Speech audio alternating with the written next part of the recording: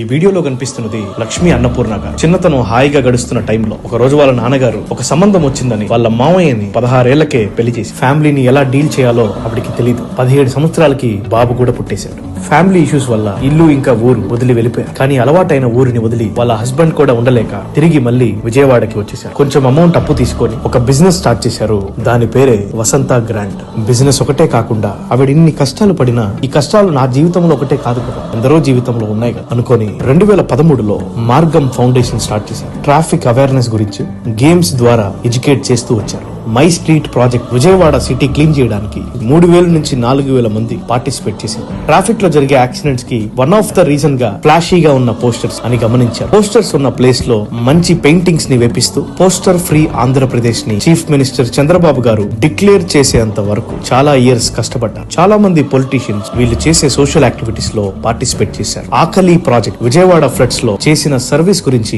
చెప్పనక్కర్లేదు. 2013 నుండి ఈ ప్రాజెక్ట్స్ అన్ని చేస్తూ వీరి బిజినెస్ ని కూడా ఎక్స్పాండ్ చేశారు. విజయవాడలోనే 2 స్టోర్లు పెట్టారు. 2 ఆన్లైన్ డిపార్ట్మెంట్స్, 20 మంది ఎంప్లాయీస్, 12 కోట్ల టర్నోవర్. ఇవన్నీ ఎక్కడో ఒక దగ్గర నా జీవితం ఆగిపోయిందని డౌట్ఫుల్ గా స్టార్ట్ చేసిన లక్ష్మీ అన్నపూర్ణ గారి కథ చూడండి.